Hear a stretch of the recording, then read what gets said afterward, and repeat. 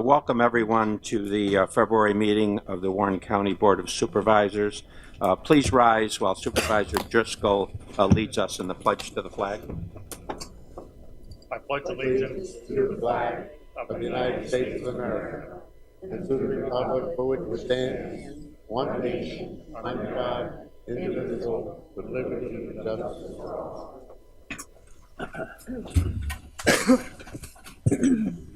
The clerk will read the roll. Mr. Leggett? Here. Mr. Diamond? Here. Mr. McDevitt? Here. Ms. Bramer? Here. Mr. Loeb? Here. Mr. Driscoll? Here. Mrs. Frazier? Here. Mr. Simpson? Here. Ms. Hogan? Here. Mr. Dickinson? Mr. Merlino? Here. Mr. Stroud? Here. Mr. Wild? Here. Mr. Beatty? Here. Mr. McGowan? Here. Mr. Sokol? Here. Mr. Thomas? Here. Ms. Hyde? Here. Mr. Garrity? Here. Chairman Conover? Here. You should all have received the minutes of our January 19 meeting. Chair will entertain a motion regarding the minutes. Mr. Simpson to approve, Mr. Merlino on the second. Any discussion? Ready for the motion? All those in favor of approving the minutes signify by saying aye. Aye. Opposed? Carried. I might add, Mr. Merlino, it's wonderful to see you here today.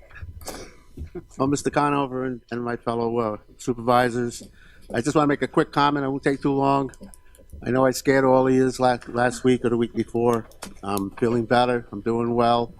You can't get rid of me. I'm still around. But, you know, it gets scary. And when something like that, what happened to me, happens to anybody. And you get to know who the people that care, the facilities that we have here, the emergency management team that comes in. And but the scariest part for me that day was when I woke up and I was laying on the floor. Who I saw 6 inches from me was Mr. Loeb and Mr. McGowan, and I was more worried about that than I was what happened.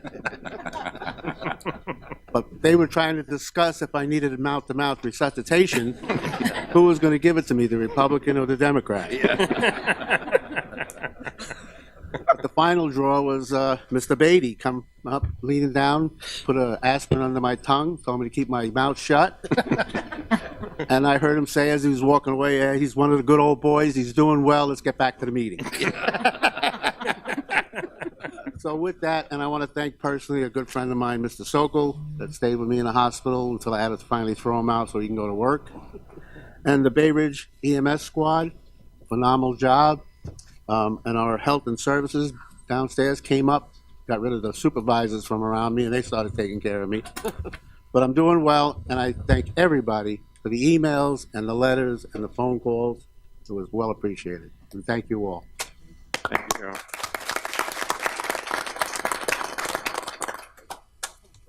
It is good to have you back, Gene, but as you know, I went to the legs. I didn't go for the mouth. I was afraid of the CPR move.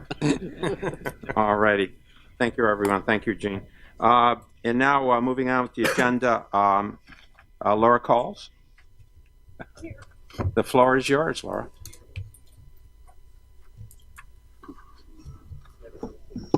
So good morning. My name is Laura Coles. Thank you so much for giving us a couple minutes, I think 10 of your time today. I know it's very valuable to talk about what I've been involved in the local tourism industry since 1978, when I rented my very first motel room just about half a mile from this building here, half a mile up the street, a small mom and pop 21-room motel.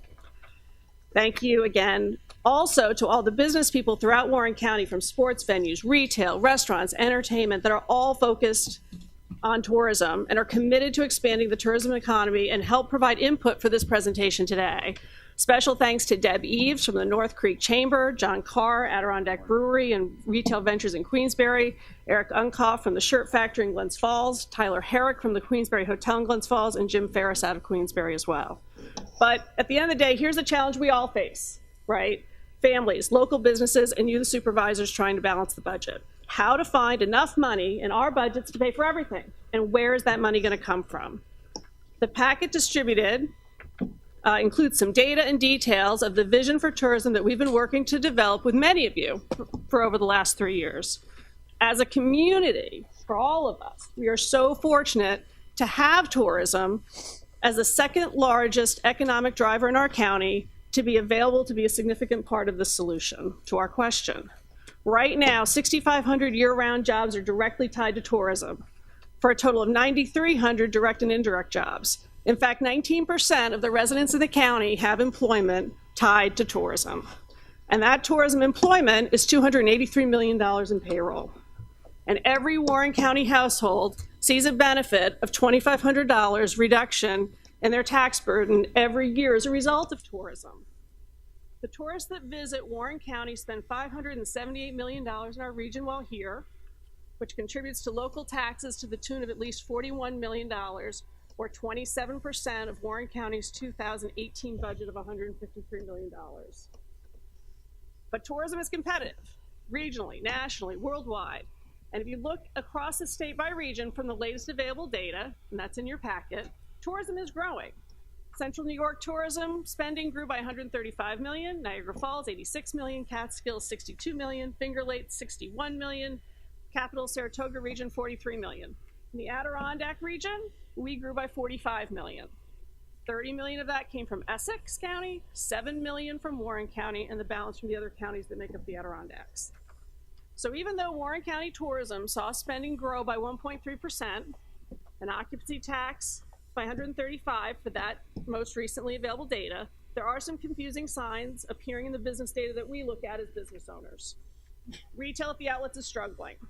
Reported results are showing an overall decrease last year, and early 2018 results, frankly, are worse. A cross-section of the 10 branded mid-scale hotels across Warren County reported a 4% decline in revenue for 2017 versus 2016. A cross-section of the top hotels, year over year, 2016 versus 17, showed revenue down by 8%. Perhaps the county treasurer's office is probably the best equipped to analyze the 2017 results using the occupancy tax data. They could go ahead. It'd be interesting to better understand what segments drove the modest occupancy tax increase we saw, given the results from the branded hotels in the region, and maybe what's the impact of the new properties in the region. Personally, I think the growth was driven by the significant investments made by the private sector in our businesses. We all know about the hotel investments. There's the Marriott, the Holiday Inn Express, the Surfside, the Queensberry, plus every other property in the area puts some amount of annual investment to try to continue to attract guests. The Great Escape did a lot of infrastructure and new rides in recent years. Retail continues to try to bring in new stores and redevelop other stores. Pretty conservative estimate in the last year or so, $80 million in private investment. But all that aside, back to the original question. How do we find room in our budgets to fit everything in? We've had that conversation here in this room. There's a lot we want to do. We can't pay for it all. And then where's that money going to come from? There are so many talented people in the county, many right here in this very room today, all willing to invest in tourism to grow our economy. And we have an occupancy tax law that generates a dedicated funding stream with the sole purpose to continue to drive the tourism engine for our economy. Again, direct tourism spending by visitors in Warren County, $578 million, generating $41 million in sales tax, more than any of our neighboring counties, but has one of the slowest growth rates. Can we figure out how to grow Warren County's fair share of tourism spending from 1% of the New York State total? Can we compete and see year-over-year increases such as Essex County, Central New York counties, the Finger Lakes, or Niagara? Can Warren County use our $4 million plus in occupancy tax collections, the most of all of our direct competitors, to drive the tourism engine to solve the county, town, and village budget gaps already being felt? Yes, we can, but we have to act now.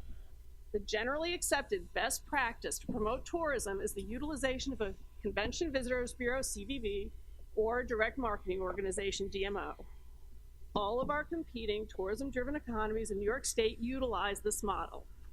And of the 17 CVB DMOs in New York State, Warren County ranks 17th in funding our CVB. We'd like to thank the supervisors, though, for your recent commitment to increase the funding of the CVB budget by $90,000 to $300,000 this year. We believe that the return on investment of the occupancy tax dollars invested in the CVB generates some of the best returns possible. Last year, our one-person funded CVB with funding of $175,000 contributed 35 events, for 10,000 room nights for over $3 million in hotel bookings alone. Plus, then all that spin-off in the restaurants, the retail, the entertainment, all of which drove sales tax dollars back to our county. So we all started some serious discussion about this in October of 2014 and have made a lot of progress. Occupancy tax and tourism are frequently discussed around the county and in this room. Here I am today. The tourism department has made material changes in their approach and outreach, and they have made a difference. The business community is focused and working to enable change with all of you. With the help from many of the leaders in this room, we are working towards a new CVB DMO model with a transition period over the next couple of years. We've met with many of you already to vet and make recommendations on this plan that does several things. One, it incorporates the existing tourism committee and advisory boards. It incorporates the existing county tourism department. It includes continued town participation and still provides for a CVB DMO that can truly position our region for future success in tourism. The plan improves accountability, transparency, and collaboration. It builds a sustainable, multi-year strategic plan, and it brings new energy and year-round thought processes to market all of your towns, all of the activities, all of the events throughout our region as one whole entity. There's no question, my life experience in tourism is an American dream success story. But will my children that are growing up here in Warren County be able to say the same thing? The 9,300 plus tourism employees and the rest of the residents in Warren County can only benefit if we take action. School districts are shrinking, year-round job growth is low. Every town and village faces financial challenges just like you do here at the county level. The communities we compete against are taking action and moving faster than ever before to grow their tourism economies. We have to take action now or face falling further behind.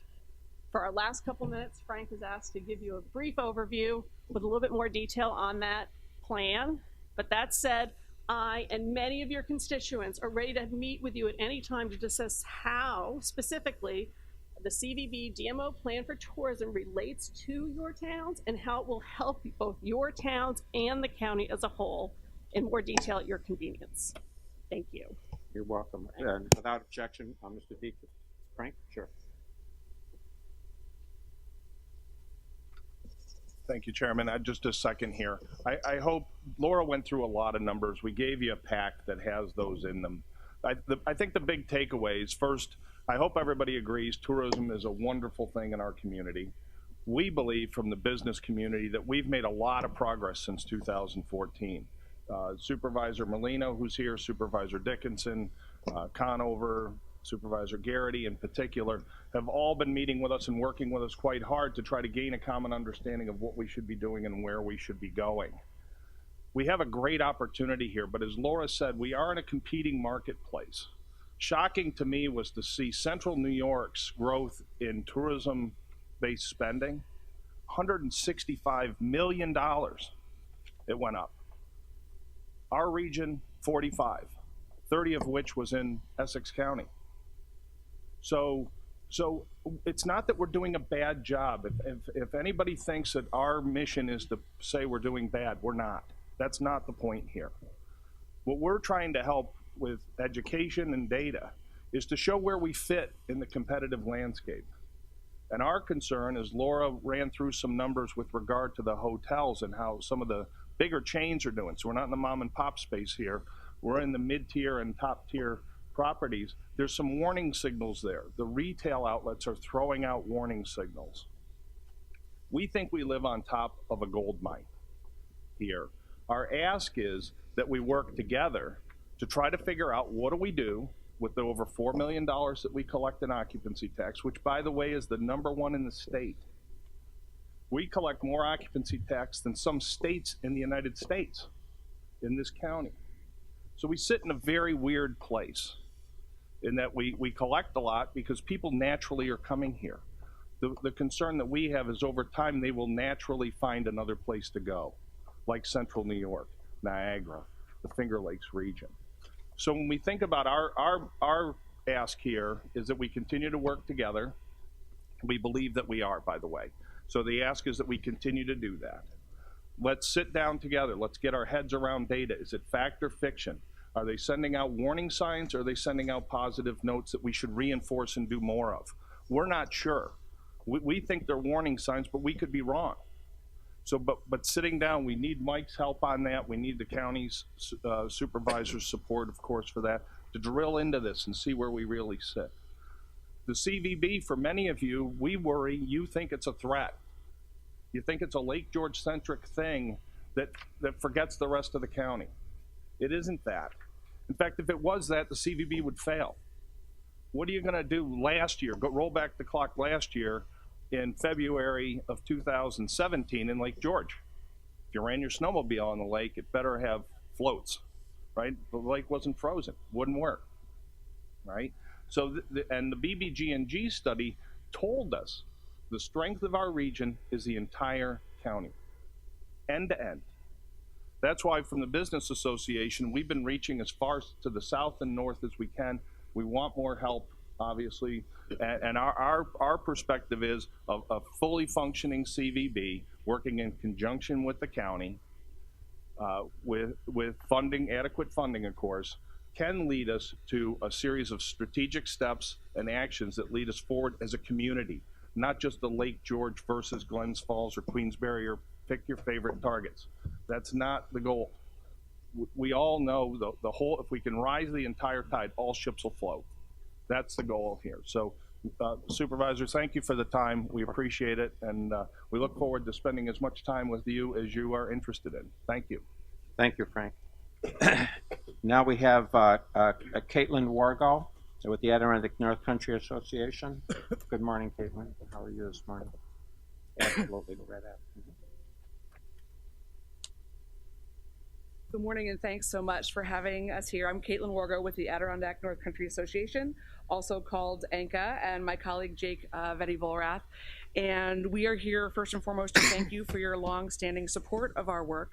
And we rely on your membership dollars every year to develop programs that impact Warren County and our 14-county region that we serve in the region.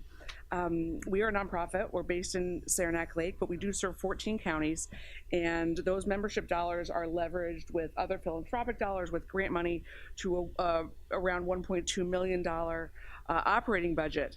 We are an economic development organization, but we work to grow a new economy that provides sustainable economic development with an emphasis on local food, local business, and local energy. And so what the previous speakers were just saying really resonated with me, and I assume with my colleague.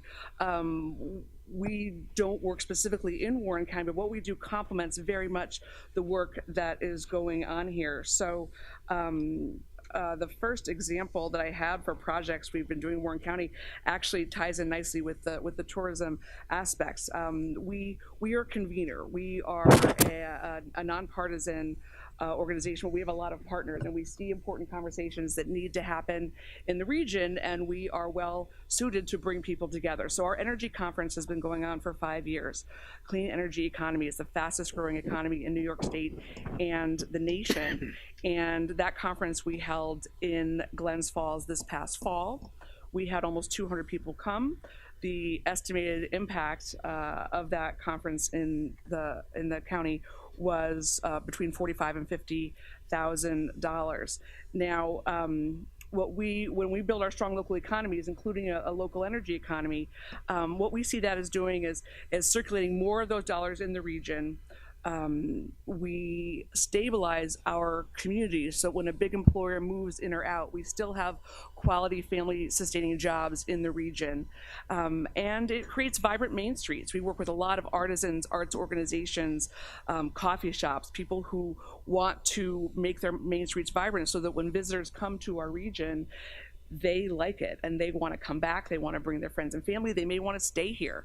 We have population pressure. So that's part of what we do, is to ensure that system is healthy and people come, they have a good experience. We also develop and implement projects around those areas. So be it local food or clean energy. One example is our work with food hubs and farm to school. We've been doing that predominantly in Essex County in St. Lawrence and Jefferson County, the food hub we worked with helped get grant funding is now serving 40 farmers and food producers. 300,000 pounds of produce has been processed through there into value-added products to sell through other markets to bring benefit to those producers. Now, we've been in talks with the Adirondack Health Institute, and we're excited. They've reached out through Chris Hunsinger, who works at the county as one of our board members, introduced us to say, okay, how can the examples of the projects we've started in those areas benefit Warren County and the other counties served by the Adirondack Health Institute? So we're excited to be starting those conversations in the next. We have a conversation scheduled actually at the hub on the Hill in Essex in 3 weeks. The other thing we do is we work collaboratively. We work with a large number of partners in the region, other nonprofits, the Workforce Development Institute, IDAs, because it's with such a broad region and such a rural populations, we're not experts on everything, but we know who to get into a room to work together. So one example of how that's impacted Warren County is the forest product study that we worked on, was released just over a year ago in collaboration with Finnish Paper, with International Paper, with the Empire State Forest Products Association, Workforce Development Institute. And we looked specifically at the paper supply, the wood supply coming out of our forests, and there were some pinch points between biomass and paper, and when some of our paper manufacturers had to go out of the state to get the supply for their products. And with the forest we have here, we saw that was not really a sustainable situation. So what we learned in that study, which was funded by the stakeholders, was that there is no supply issue. There is enough of this product to serve the biomass, the growing biomass, which is an increasing number of jobs in our region, and the paper, employing over 9,000 people. But what it was a labor issue. And so we're working on the workforce training. Paul Smith's College, Workforce Development Institute is now using this study as a blueprint for how to develop the training programs to keep those jobs in the region and keep that sector viable. So I'm communications director for ANCA. I don't work out in the field, but my colleague Jake Van Abelrath does. And so he, if we have a few more minutes, would like to share a little bit more in detail about some of the projects. Yes. Thank you. I'm just going to touch quickly on 4 main projects that we are currently involved in that affect Warren County. One of them is the Common Ground Alliance. ANCA values bringing people together to discuss issues, to find common ground on issues, and there's great value in getting everybody's input. Happy to be on the board of the Common Ground with Mr. Simpson and newly Mr. Leggett as well. So that event brings together 200 leaders, citizens, business owners throughout the park to discuss tough issues, and it's had some great outcomes recently. We recently produced a video on the shirt factory, and it's taken off on social media. So it's small projects like that, like the shirt factory, which many of you know is a very unique and historical organization, the building, the history that's involved there. And we like to tell stories in our small towns, in our communities throughout the region, so that's very important to us. We've recently launched a website called Ignite, that is working. One of the things that we find when we're traveling around and talking to small business owners is that it's hard or difficult to find small amounts of capital to do small expansions that can hire more employees. So what we've launched a website that's kind of based on a Kickstarter type model, but focused on expanding small businesses in our region. Small amounts of capital, $2,000, $3,000, $4,000 raised from people within the region, keeping our dollars local, helping our local businesses. We're also focusing right now on starting up a business transition services. And a lot of the concern that I heard earlier was we have a lot of folks potentially leaving our region. What we want to do is keep not only the people here, but our small businesses here. We see shops closing up from around the region. We want to work with them before it gets to that point to either find new buyers or find different models that can work to keep those businesses here and keep our downtowns vibrant. The last project I'll mention is the regional economic analysis that we're working on. We're working with Deb Markley from the Center for Rural Entrepreneurship. She's a very nationally well-known person involved in economic development. It's a $200 to $1,000 project, and it's funded by individuals, foundations, businesses throughout our region. It's focused on identifying key sectors of the economy that we should be focusing on expanding in the next 5, 10, 15 years. So kind of thinking 5, 10, 15 years out on where we'll be with economic development, and that report should be coming in 2018, late 2018. Thank you. Thank you. And I see we have a number of guests here are the spokespeople that would like to address the board at this time, and without objection from the supervisors, I would offer the podium to any spokespeople that care to address the board. Frank, are you interested? No, you're not. Anyone else? Mm-hmm. Go right ahead. I'm Virginia Winters, and I'm from the Cedars Seniors, and it's quite obvious why we are here. We're fighting to save our food program at the Cedars, and I would just like to thank the supervisors that came on February 13th and spent time with us, talked to us. We had questions for them. We had questions for them, and we just had a great day. It was very nice to be able to socialize and talk to these fellas and ladies. And I'd just like to say that we would like to be heard. We have some people here that would like to express their reasons why we want this program to continue at the Cedars. First speaking will be Jan LeDoux.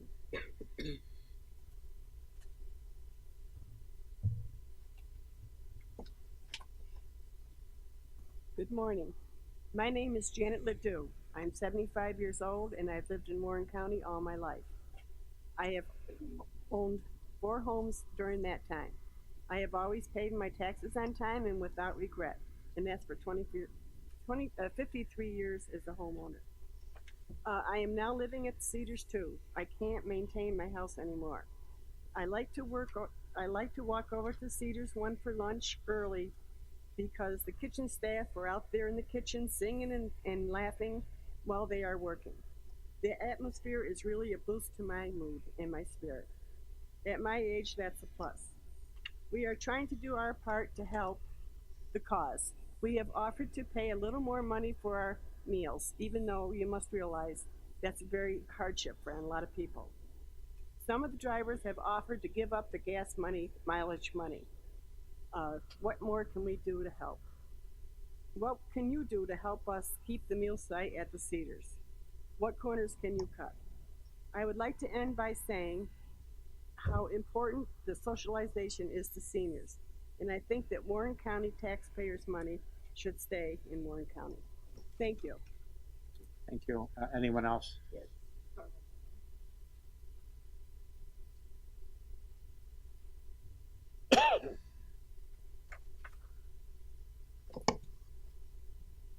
Good morning. My name is Carl Ross. I and my wife Agnes live at the Cedars. I would just like to make 4 brief points. I find it very unfortunate to see Warren County tax dollars going to Washington County when we have a proven system here that has and is continuing to work very well for everyone.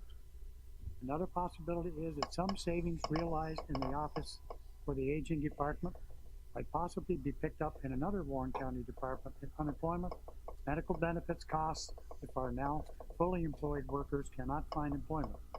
Money spent on Medicaid and other expenses will be from another department, but still will be Warren County tax money. Number 3, our kitchen manager Trudy has asked to be given a budget to go by, but none has ever been forthcoming.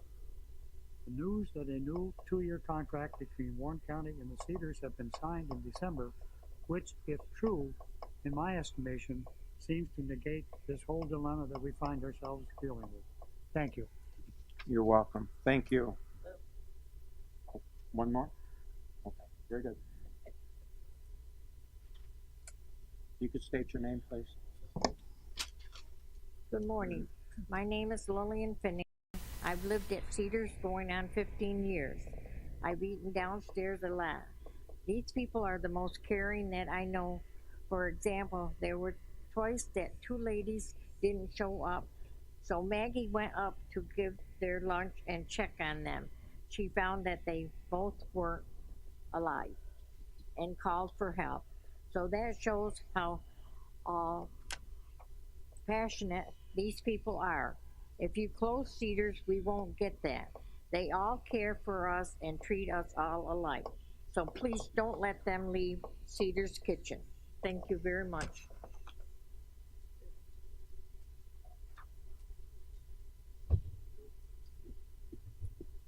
Hi, I'm Bill Heydrich. I live at the Cedars for the last 12 years, and I've been the activity director for Cedars for the last 6.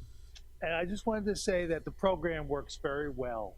From the fact that we have people preparing the food, delivering and serving, that this is like almost an ideal program. It should be a model program in a way, that this is the way that something efficient is working. So in order for you to look at the budget, I think you need to look beyond the numbers. Hopefully you're looking beyond the numbers. So you'll see the heart and the soul of the people that are there at the Cedars. Thank you. You're welcome.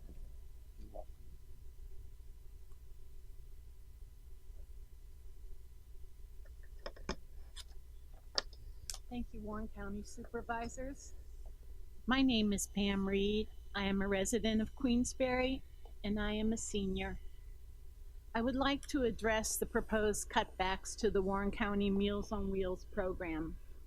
I'm concerned by the seeming lack of transparency that has led to the January 23rd vote by a committee of supervisors to no longer have 300+ daily meals prepared and cooked for seniors in the designated commercial kitchen Meals on Wheels site in Queensbury. That decision also impacts the lives of the kitchen staff who were told that same day that they would lose their jobs by the end of March. Seniors of Queensbury and Glens Falls deserve the quality meals prepared by the dedicated staff at the Cedars site. It is in Warren County. It is a commercial kitchen. The staff are accomplished at their work. Seniors deserve to be consulted about proposed cutbacks that affect them. Warren County's aging population pay taxes. We elect you, our local government, in the trust that you will represent us fairly. We participate, we volunteer, we support our local economy. And now we are reaching out to you for support. We are asking Warren County supervisors to explore other solutions for the necessary cutbacks. To those supervisors who have met with us to hear our concerns and to share your views on this matter, we are grateful. You came to the Cedars to see the Meals on Wheels kitchen facility and to listen to the kitchen staff. You had lunch with us and experienced for yourselves the tasty and well-prepared meals served each day to over 300 seniors in our area. You saw the sense of community that has grown up between seniors and the Meals on Wheels staff and the volunteers. This is transparency. This is working together to find a solution that will help Warren County while keeping our Queensbury kitchen and continuing to provide warm, nourishing meals to seniors. Thank you. Thank you. I'd like to offer this as part of the record. Absolutely. Absolutely. Thank you.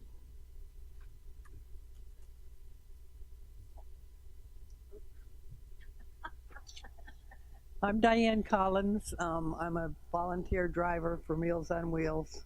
And again, I wanted to thank all the supervisors that came to our luncheon. Specifically, Supervisor Wild led me to this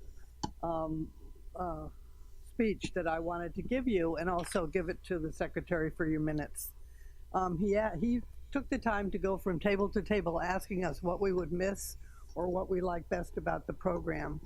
So what I'll read is the reasons not to close the Cedars Kitchen. 1, loss of efficiency and speed. I arrive at the Cedars around 10:45 on Tuesdays. The hot meals prepared in the kitchen are wrapped individually and placed in the carrying chest in the order that we volunteers arrive. We are then out the door right away and delivering the meals within 15 to 20 minutes. The system is remarkably efficient and prompt, with all meals delivered to our respective locations within 30 minutes door to door. Transporting wrapped meals from the Washington County Jail to the Cedars for distribution will probably take at least 30 minutes. Another 30 minutes to reorganize the 300 daily meals for placement into the volunteer carrying chests, then delivery to the homes of our seniors. Clearly a significant delay. 2, loss of confidence in the quality, the way the food is handled by current staff. The kitchen staff are industrious, have worked there for several years, and feel they make a difference to the seniors. They want the meals to be as good as possible. Cooking holiday meals for the Cedars residents brings added appreciation for their efforts. The Meals on Wheels recipients that I see on Tuesdays are always appreciative of the hot meals, complaints essentially non-existent. And the third reason not to close the kitchen, possible loss of volunteers. Our volunteers deliver over 300 meals a day, Monday through Friday, some volunteering more than one day.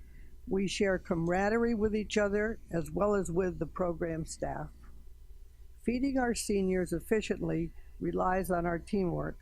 Losing our kitchen staff for budgetary reasons is a financial hardship for them and an ill-considered hardship for this exemplary program. Thank you. Thank you.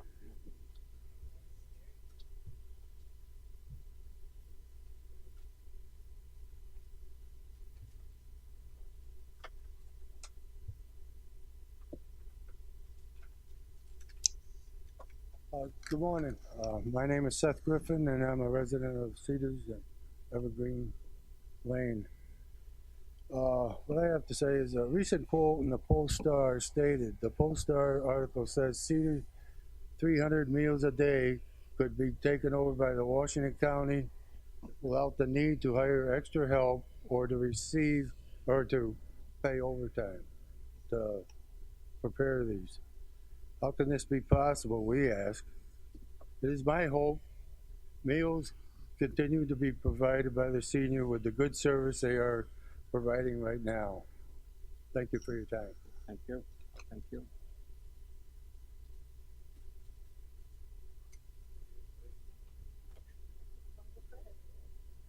Hi, just quickly, my name is Holly Hahn. I'm a tips instructor here in Warren County, and I am also a volunteer driver for Meals on Wheels, and I also do hospice.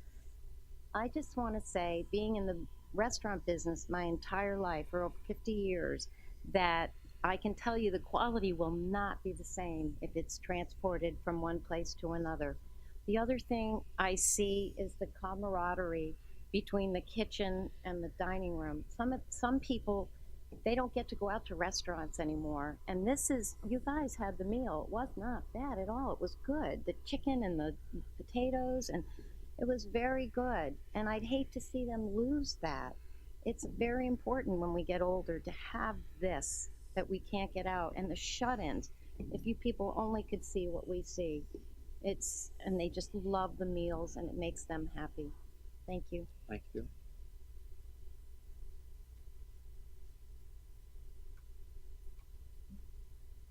Good morning. My name is Mary Jane Melton.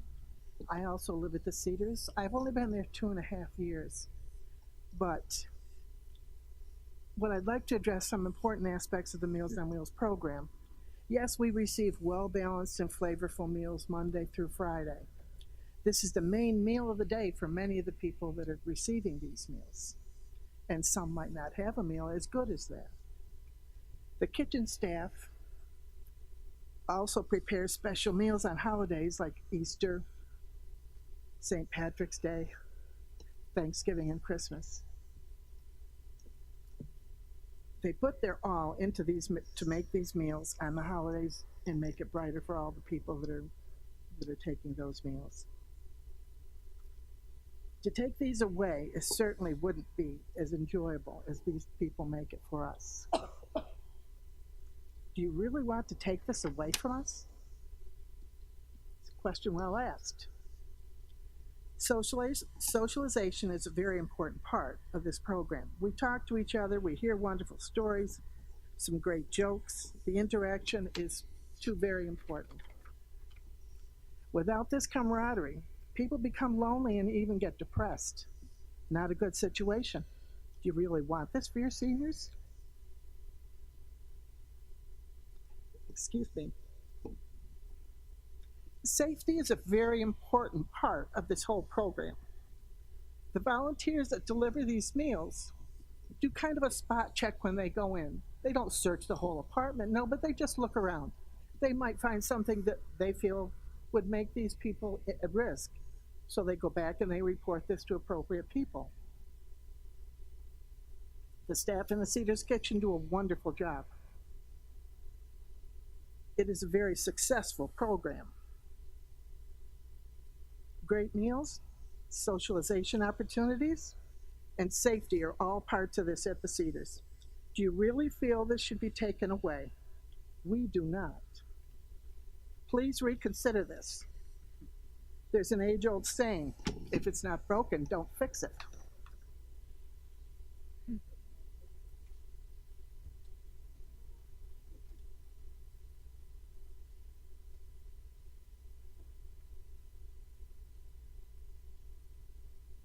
Good morning.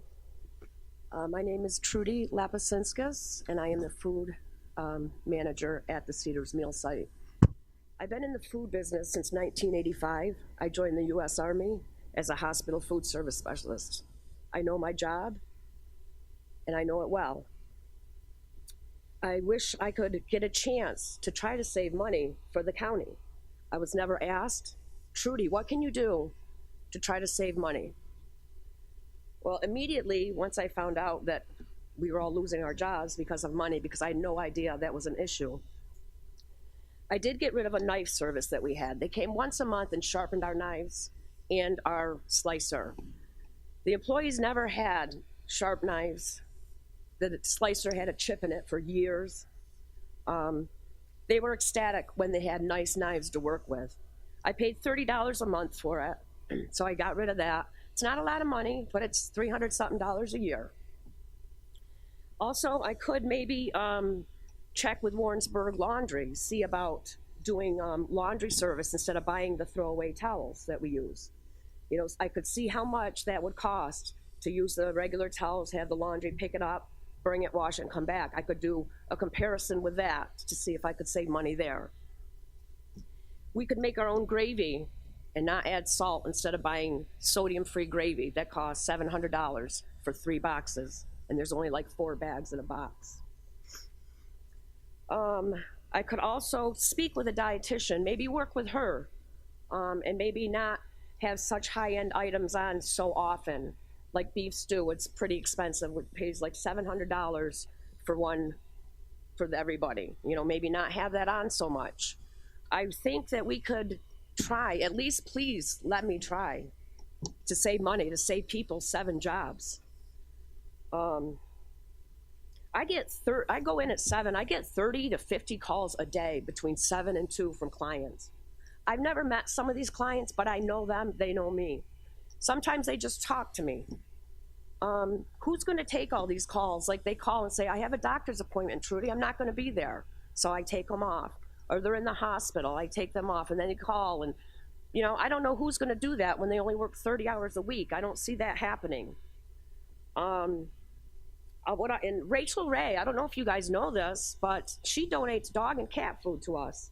I can call her and get dog and cat food delivered every couple months.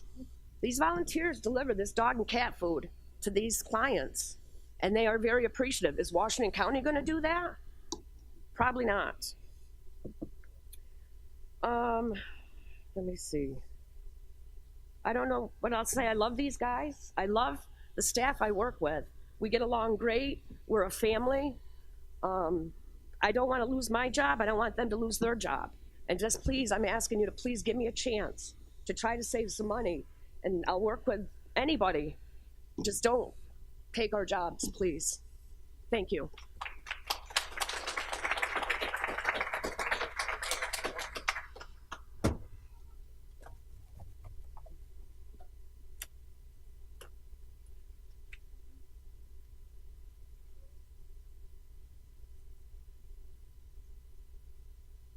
Hi, my name is Margaret Hoy. I did have the chance to meet some of you the other day. That was an honor to be able to cook for somebody that I normally don't cook for.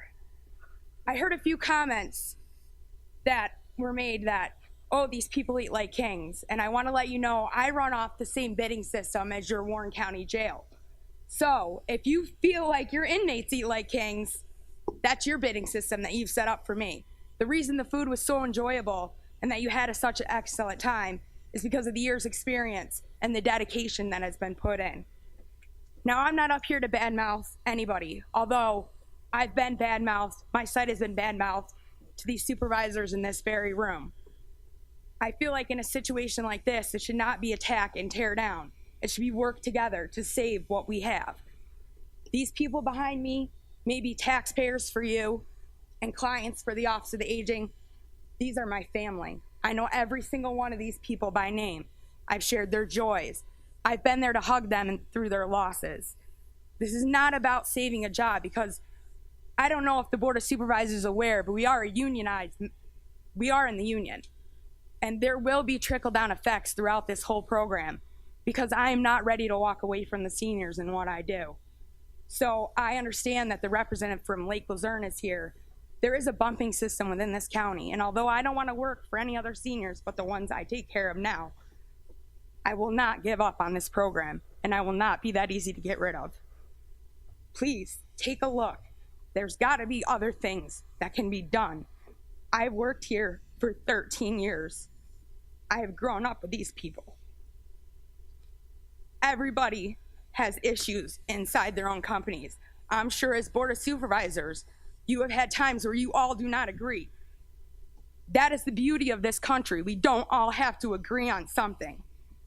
But at the end of the day, we get our job done and we do it efficiently. So I ask you, I plead with you, please, do not break apart the family that we have built for all these years. Thank you.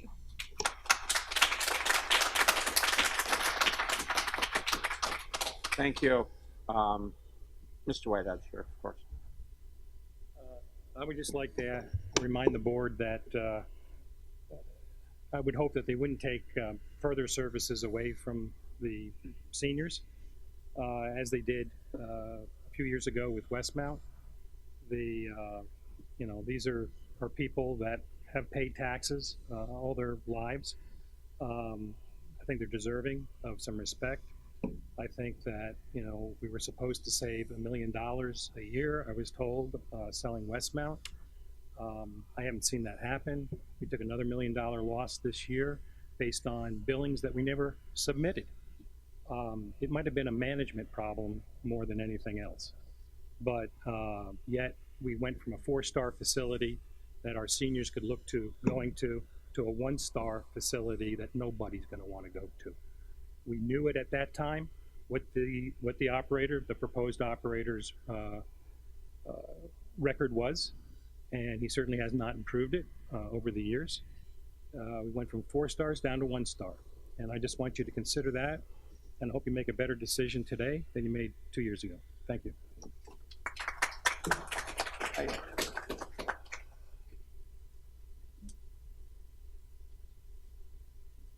George Winters, for John Clendenin and Queensbury.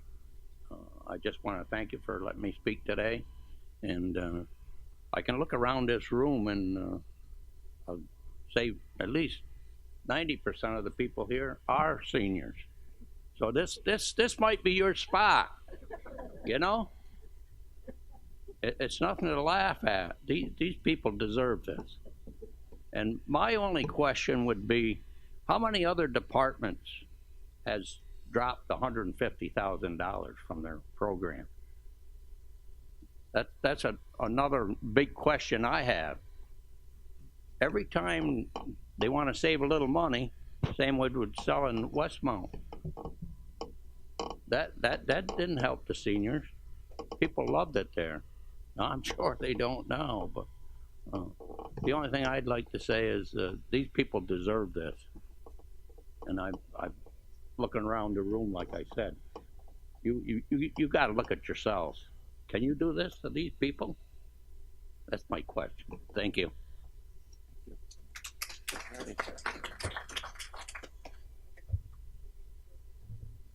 All righty. Thank you all for coming this morning. And, we're going to move on with our meeting, and if you need to leave, don't feel it's rude. You're welcome to stay or leave.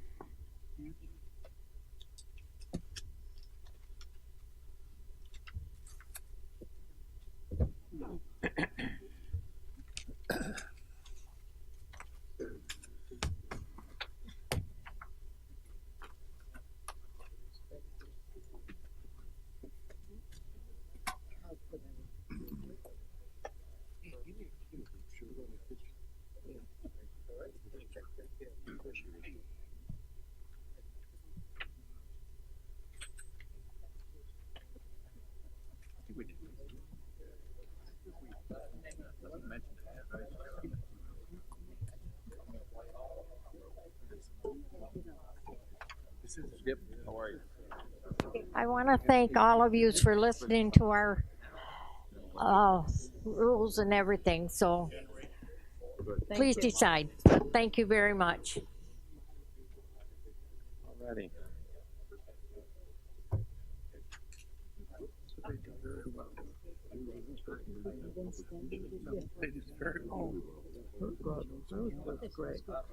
I know where you stand. Alrighty, for the chairman's report, it was a very busy month. Committee meetings on January 23rd. On January 25th, attended Inter-County, Clinton County, where the proposed EMS, Betty Little's, Senator Little's proposed EMS legislation was discussed. And on the 26th, more committee meetings. On the 29th and 30th, I attended the NISAC conference. I'm sure there are other supervisors here that will be commenting on the NISAC conference, but I'll mention a couple of things. One major item of discussion, of course, was the governor's budget and the movement from a general assessment program to more of a pilot program. A lot of concern was expressed by a number of representatives from other counties. And I'd like to thank Matt Simpson and the Public Safety Committee for bringing off the floor the senator's legislation, which generated a considerable amount of discussion, and perhaps Supervisor Simpson might elaborate on that a little bit more. On February 1st, I attended Personnel and Finance, and on the 2nd, I attended the lunch at Hudson Falls meal site. On February 6th and 7th, personnel interviews for the county administrator and social services commissioner. And on February 8th, I had the privilege of attending the Warren County Highway Superintendent's meeting and luncheon. It was had an opportunity to address the highway superintendents that were there, and to talk about the winter and what a difficult winter it's been, and to also talk about things like salt reduction and the new equipment that's on the market, live edge plows and whatever. And it was a terrific experience, and I would recommend it to any of you that have the opportunity to attend the Warren County Highway Superintendent's Luncheon. Kevin Heydrich can get you notifications if you're interested, and I know the highway superintendents would be thrilled to have supervisors at their meeting. And that concludes my report.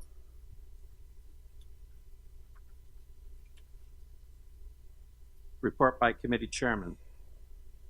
Start with Mr. Driscoll. Mr. Driscoll. Any report here today? No. Okay, very good. Ms. Frazier. Yes, Mr. Chairman. First of all, I'd like to pull resolution number 73. We'll go back to committee with that. Full resolution 73. Just give me a moment. Right.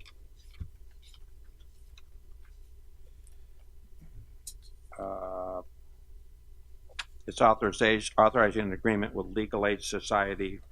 We'll need a motion. What's that? All right, we have a motion to withdraw. Do we have a second? Mr. Simpson on the second. All in favor of the withdrawal signify by saying aye. Aye. Opposed? The resolution, Ms. Frazier, is withdrawn. All right, thank you. The Health, Human, and Social Services met on January the 23rd. We had reports from Rob York with mental health, from Maureen Schmidt with social services, Pat Auer and Mr. Corcoran from Public Health and Countryside, and then Dee from Office of the Aging. A lot of their reports dealt with general housekeeping, which you'll see in the resolutions that are here. The one thing that I was disappointed, but I knew it was coming when Pat Auer announced that she's going to be retiring in March. She will be missed. She's done a wonderful job for the county. So we're going to have to be looking for, filling that position now. And we do have a lot of resolutions. We have 14 altogether, which go from 63 up to 77. So I'm not going to read all of those resolutions. We had the packets in advance, but many of them just deal with authorizing agreements, amending resolutions, amending agreements. Several were for amending resolutions. So I think if you've had a chance to look them over, that I'm not going to spend all that time just reading all those resolutions off. And I did also attend NISAC. I was on the standing committee for public and mental health, where we fought for like 3 or 4 resolutions that we're moving on to hopefully the state level. And that's all. Thank you. You're welcome. Supervisor Simpson. Thank you, Mr. Chairman. I hope you got about a half hour because you've got a lot here. DPW did meet January 26th, and we heard from Justin Gagno, report on the ice conditions and the flooding that was happening on the rail, in the rail corridor. We still have spots with places with ice. We're hoping that this weather will free it up and we can get that line back open. He did report that the SNCR spring and summer schedules have been established, and with a new pricing structure. Press release will be going out soon. This year's schedule is going to be similar to last year's schedule or past year's schedules, with weekend only runs May through June, and then it'll go to weekday runs after July 4th. Then we heard from Mr. Benway about a open house at the hatchery that he's scheduled for, is working on it for February 21st from 10 a.m. until 1 p.m. We were hoping to have snowshoeing. I'm not sure if we're going to be able to do that, but we'll be able to show the life cycle of trout and go over the whole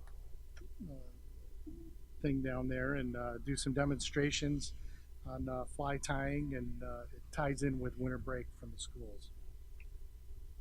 Then we discussed the RFP for Adirondack Safari, and that is being worked on. I don't have an update. Mary, is that out yet? The RFP? Yeah. I believe it went out last week. No. It went out as of Monday. Okay.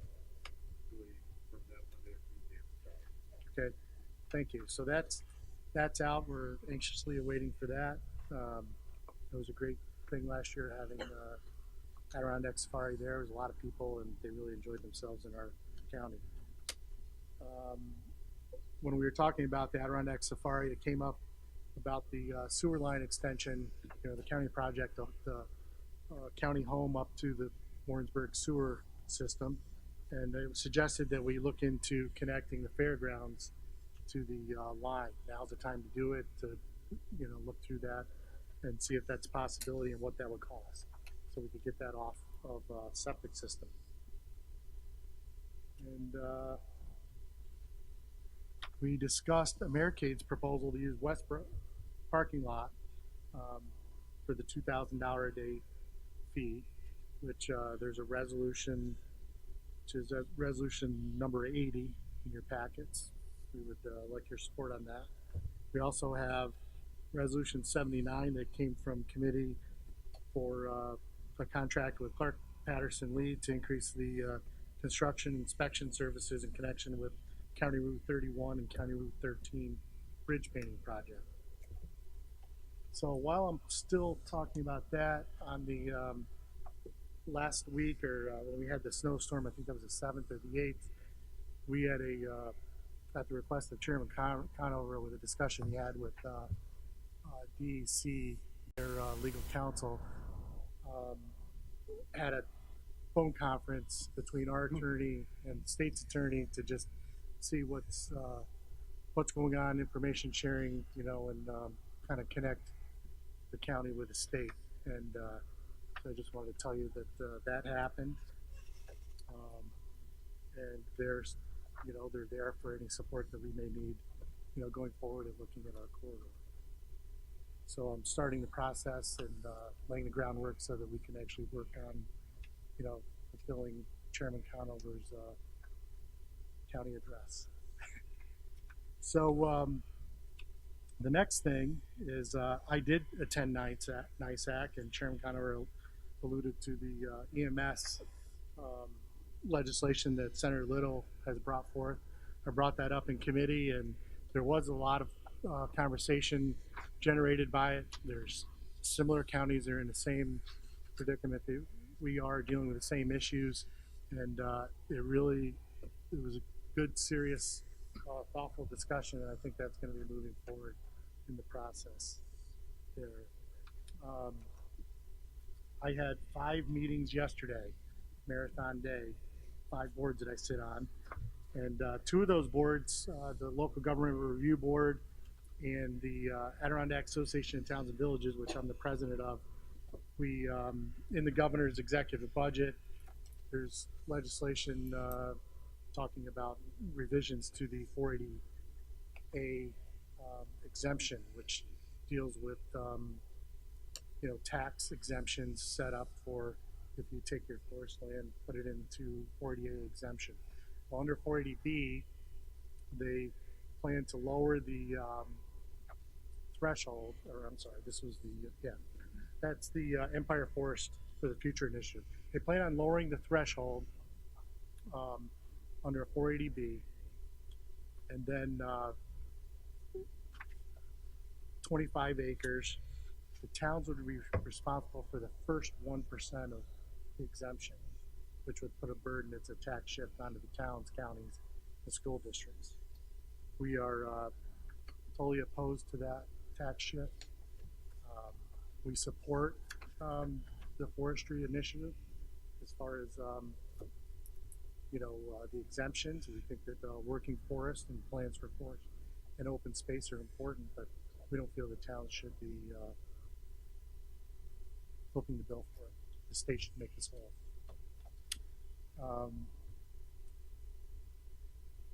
That concludes my report. Thank you. Supervisor Hogan. The report, Supervisor Molina.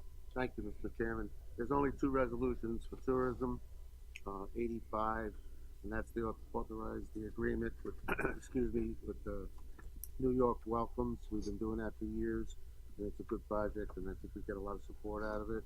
And 86 is extending an agreement with the Adirondack Regional Tourism Council for marketing of the region. And those are the only 2 I have. I'd like to support. Thank you. Supervisor Strauss. No committee report. No. Supervisor Wild. No report this month. Supervisor Beatty. Yeah, I'd like to give everybody an update, and then I'm going to have Julie Butler come up and just give a short recap on the shared services with the individual towns and the city. So, Julie, about 2 seconds, okay? Just an update. We're working on shared services, raise the age, obviously, with some of the other counties. And Bob Usey, who's our probation director. We're also looking at the possibility of a countywide animal service contract. We're also looking, I was asked to look into, see if we could help out Glens Falls with their challenges with the computer system and so forth. I contacted Dana Palmer and Mike Colvin, and had an extensive conversation with Mike on what we could do as a county level to assist them, possibly just oversee it to help them make correct decisions going forward. So I believe Mike's going to get a hold of some of the key people in Glens Falls, maybe just take a look at what they have and possibly make suggestions if he can going forward.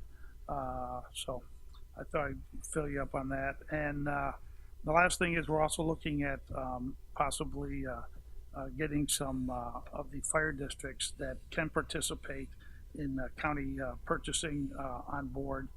That's a process too. So the shared services, and trying to save the county taxpayers is very busy, and that's a good thing for everybody in this room, every town, and every resident. So at this time, I'd like to have Julie Butler, who's the definitely key person on all these good things that happen out of that committee, come to the podium, Julie, and just give us a short recap, if you would, on where we are.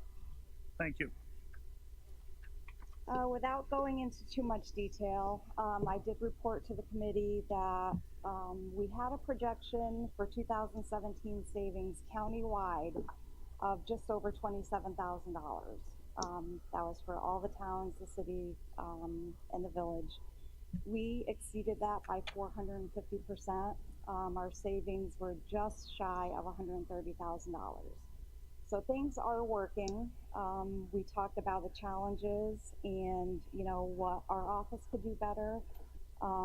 We're still looking for a better way as far as communications, getting timely responses on estimates so that we're not backed up in our bid process.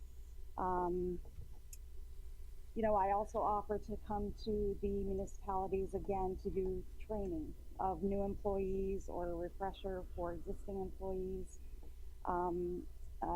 Once my new employee starts, I'll have a lot more time to do that, and she starts on the 26th.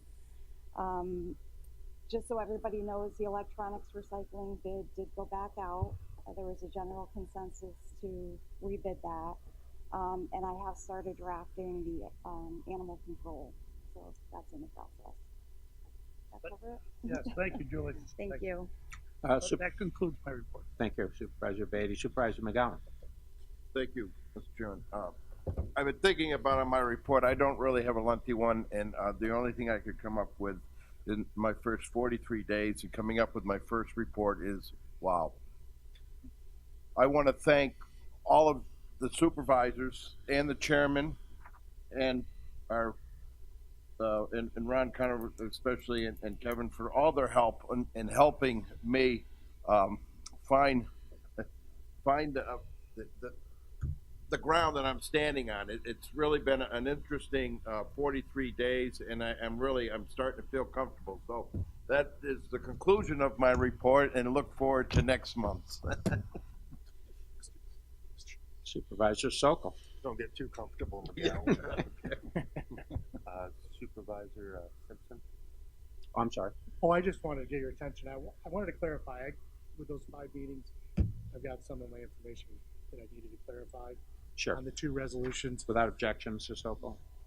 Mr. Simpson will Thank you. retreat to your report. After, about 14 hours of meetings yesterday and resolutions, I get a little twisted there. Okay. There's 2 different proposals that are happening, and they deal with tax structures and tax shifts. The first one is the Empire Forest for the Future initiative, which we support. This is the forest industry. We support it. It's going to lower the thresholds from 100 acres of private forest property, put it into this exemption. It's going to lower it to 25 acres. In the past, the state has made the towns and counties whole. In this new proposal, it's going to create a 1% threshold before the state will make the towns reimbursement for the taxes. So the towns will be on the hook for that 1%. We support the forest products industry, but we don't support the tax shift. The other piece of legislation, which I'm sure that you've all seen emails, especially the town supervisors, on the pilot legislation that the governor has proposed, where the state lands in all of our towns in the park would be put into a pilot and use a 2% growth factor in their assessed value. So the towns which your private property is not capped at 2%, our assessments could go up, say 6% in value in year. The state would stay level. So that would create a tax shift onto the property owners into the town for the forest preserve. In the town of Horicon, there's 25% of our property is forest preserve that we receive tax cuts on. So we're totally opposed to this proposal from the governor. We passed resolution at both the Local Government Review Board and the AATV, and we're forwarding them to the governor's office and all. So, sorry I got my resolutions a little. Supervisor Sokol, thank you. Thank you. Thank you, Mr. Chairman. Finance met on February 1st. Before you are resolutions 46, 47, and 91 through 100. I do want to hit on a few of these of importance, and starting with resolution number 91, we have a revised resolution here that includes the $7,000 fee, or not fee, but a cost. And that is for, I believe, 4 time clocks that need to be replaced at the human resources to get some spares on board. Okay, so we're replacing 2 and having a couple on hand. Okay, so that is resolution 91. Resolution 93 speaks to the Lake Champlain, Lake George Regional Planning Board, and that had quite a bit of discussion in the meeting. On February 1st, it's a matter of $7,000. I apologize, yesterday I did call Walter Young and asked him for more information so there could be more clarity on this. And most of you, I hope, did receive the email. In the email, there was about a 43-page, but I did not read the entire thing. One of the things that I did read, though, was the CPA report, and it did show that all of their audits were clear. So I'm sure there's going to be some discussion on this, but I just wanted to let everybody know that there was an email sent out in regards to that. That was 93. 95 is the last couple of years at Warren County, we have had a lot of discussion of our roads and the condition of them, and we have, over the last couple of years, added in a lot of extra money into the road systems. And you can see right here that we are, in total, going to put in for 2018, $2,366,000. So it's quite a bit, and hopefully they will be safe, and we see the nice job that DPW does do with our roads. Moving on to 96 is another revised resolution, and that is accounting for another $14,000 for the fuel farm. This was an unforeseen addition. They are the flanges, I guess, that go, maybe Kevin could add to it, but it was a repair that has to be done that was unforeseen. So that is 96. And lastly, I have resolution 98, and that is for the invasive species boat washing stations. This we had quite a bit of discussion on as well. We do have Chris Belden here, who was at our meeting, if there are any questions on this matter.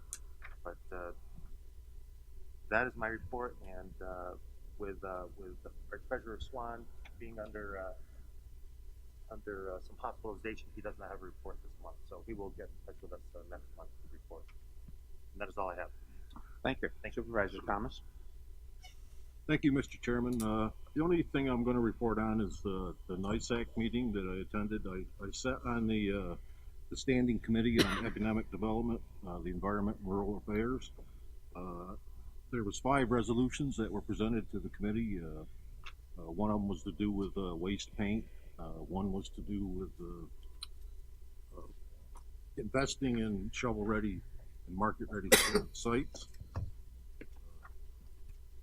Another one was to allow the IDAs to provide loans and grants. One was to do with pilots on them being included in the tax base growth factor. And the last one was one that we've passed for several years, and that's encouraging the Department of Environmental Conservation to come up with the regulations for electronic equipment recycling. We also had a presentation from New York State by the Climate Smart Communities. It was about electric cars and charging stations various grants that are available, solar energy, etc. So that was very interesting. We spent a lot of time on that, and at the end of the meeting, it was recommended that the rural affairs part of the committee be replaced with energy. So it would be a standing committee on economic development, environment, and energy. That's my report. Thank you. Supervisor Hyde. No report. No report. Supervisor Lakin. Thank you, Mr. Chairman. Criminal Justice and Public Safety met on Friday, January 26th. There's 10 resolutions before you today. Resolutions number 50 through 59. 4 are for the approval of agreements with other parties. 3 are for the improving of radio communication systems in the county, including number 58. You'll see that there's a revised resolution on your table today. That the changes that incorporates appropriation limit on there. And 2 are for approving out-of-state travel for employees. 1 is in support of a proposed legislation enabling formation of emergency medical service districts at the county level. That's number 53. It's been introduced in the state senate by our Senator Betty Little, and it can help our communities address the looming problem that all of our towns and counties face. Appreciate your support on all of those. Also attended the NISAC conference several weeks ago, and while there I completed my New York State Emergency Management Certification training, Tier 1. Last night I attended the Fish and Wildlife Management Board as a Warren County Legislative Representative, and as you heard earlier, I'm now on the Common Ground Alliance Board, giving voice to our region throughout that month. Thank you. Supervisor Diamond. Thank you, Mr. Chairman. I'll be very brief. My first facilities meeting was conducted in January. As a result of that meeting, there's 3 resolutions in the package today. Resolution 4049 and 88, which is construction oversight and technical support for the airport. 40A, the tone of $70,500. The actual work will be done. Unseen cost $690,359 as a result of that work. Total cost of both projects is $758,859. And the third resolution that the board to support is the extension in the hours of operation of the airport manager. It's not an extension of hours today, but extending the agreement up until June, so we the process of that we are undertaking now, operation. That's all. Thank you. Thank you. Mr. McDevitt. Thanks. Filtering industries in Washington County, I think highlighted that message within the last 3 or 4 weeks, and they basically indicated that manufacturers in this region, we need talent, we need human beings that have the skills, and we have to ensure that we provide them. Most people recognize that the steam fitters on Luzerne Road provide a very skilled global workforce for global foundries in Saratoga County, and they will continue to do that. There is one item that I think is important in our packet today, and that's Resolution 61, and it has to do with authorizing an agreement with the Village of Lake George for the administration of the 2012 and 2014 local waterfront revitalization plan. This is an issue that has kind of been in the news off and on over the last year, and in my effort to ensure due diligence of this issue, I reached out to Wayne to ensure that Wayne was 100% behind the administration of this type program. And just let me quickly read a couple of comments into the public record from Wayne. The state and the village asked for our assistance. These contracts for these grants have not been executed by the state, pending a satisfactory means to administer the funds. The village was used as a portal to apply for funds but as noted at the committee meeting, the projects are lake-wide and have a direct impact on the water quality of Lake George. I believe it's in the best interest of Warren County to ensure these projects are completed in a timely manner. So Wayne, I think, puts his stamp of approval on it after many, many years of experience on these issues. One issue that has been in our national news recently, and I think it's worthy of some comment, the most unfortunate incident that occurred in Florida, a community that is considered to be, by Floridians, considered to be the safest community in the state of Florida.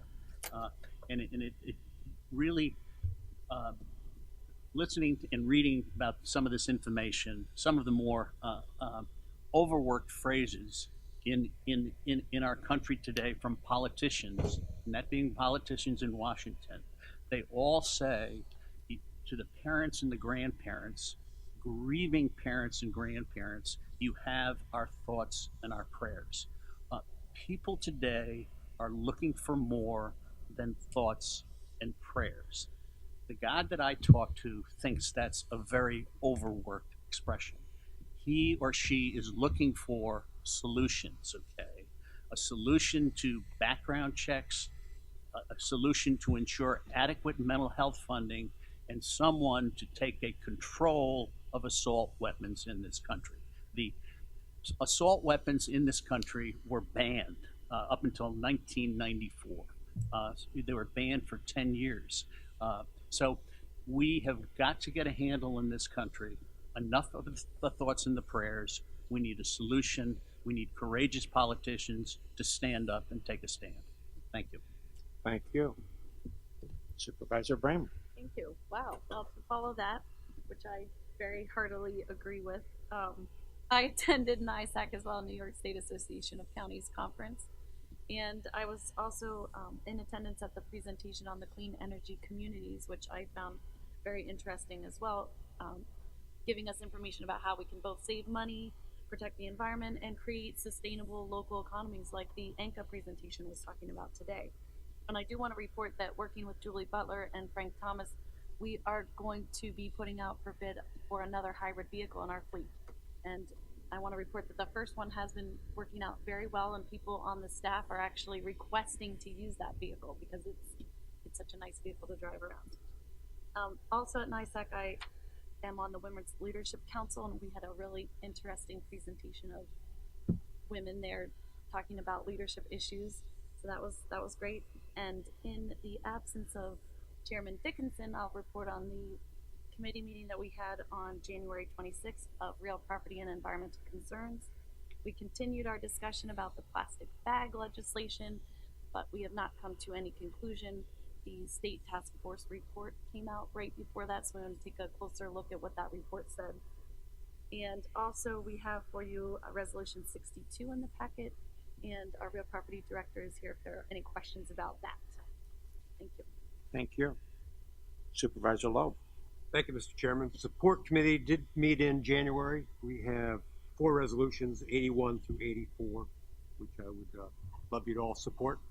The exciting part of our committee meeting was a presentation by Weights and Measures.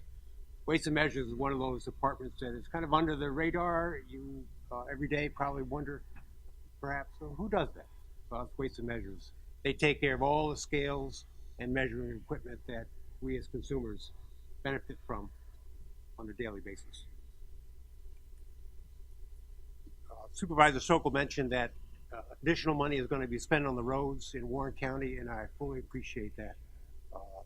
And as any budget we put forward, if we can find additional dollars to take care of the roads, we have 4 corners in this county, not just in downtown Glens Falls. They do a pretty darn good job in Glens Falls, but I want to make sure that we take care of all the roads countywide. And finally, with regard to the presentations from the citizens that we had earlier today, new information has actually come to me regarding the Cedars. By the way, the food there was absolutely delicious. And, you know, Washington County does a fantastic job too. And the system that would be developed would probably be fine. We have not tested the actual temperature process at an additional 20 minutes. transport, how that would affect the quality of the product. But the part that's come to mind is it was a response to a question that I asked of the residents. Were they aware of this luncheon that was provided every day at the Cedars, Monday through Friday? And the response was very enthusiastic. Oh yes, in fact, that's why we came here. But put that together with the fact that Cedars is a private organization being publicly funded. This lunch is being publicly funded. The goal, of course, is to take care of the seniors countywide. But as it turns out, it appears that we have been funding, unbeknownst to us, and probably not unbeknownst to the Cedars management, we have been funding their marketing program. Right now, we pay at least $17,000 a year, and the value of their marketing program is probably far in excess of that. And that needs to be looked at. However this turns out, if we stay with the Cedars, that we need to take a serious look, because we may be funneling public money into a private enterprise, which probably is not legal.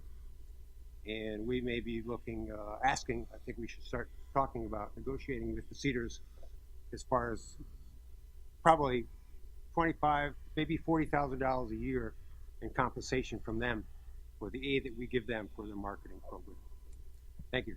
You're welcome. You're welcome, Bill.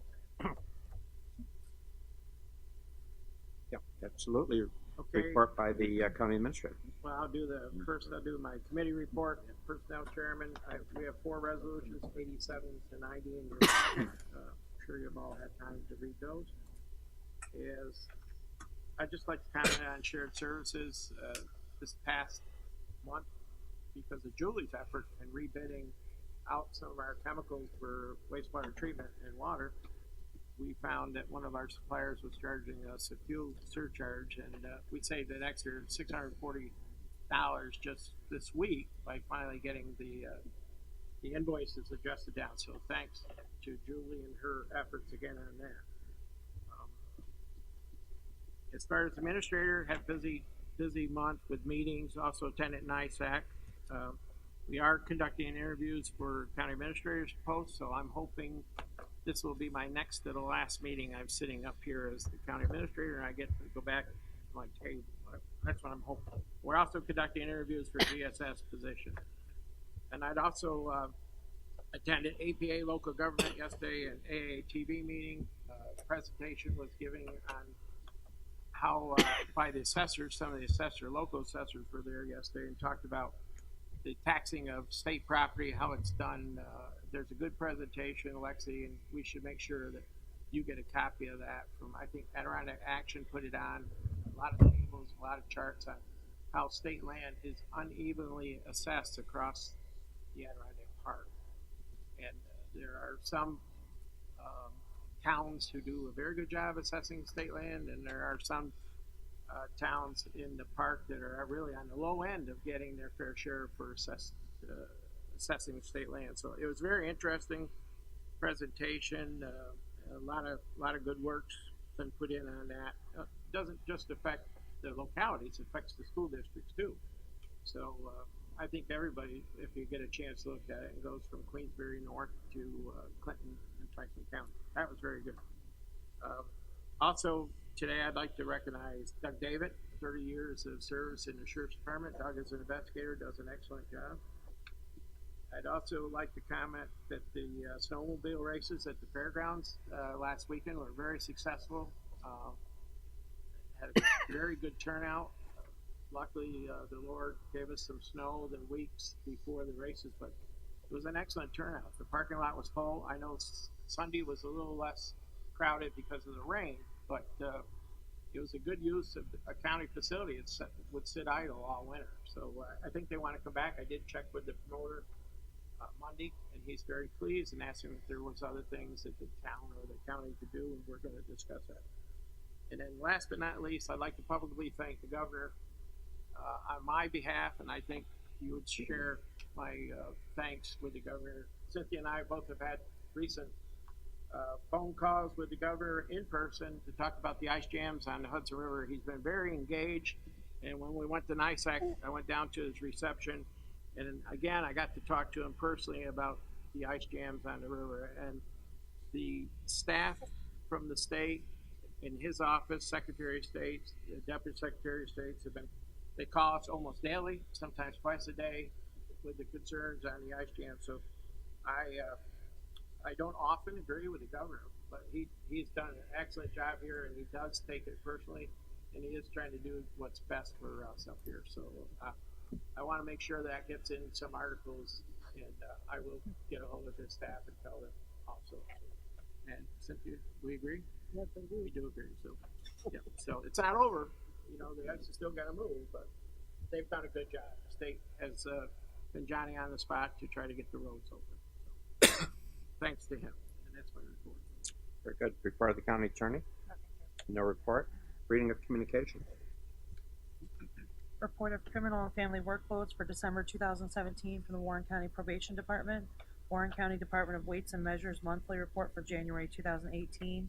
New York State Department of Agriculture and Markets 2017 annual report of Director of Weights and Measures. Warren County 2017 annual corporate compliance report submitted by Joanne McKinstry, Warren County Corporate Compliance Officer.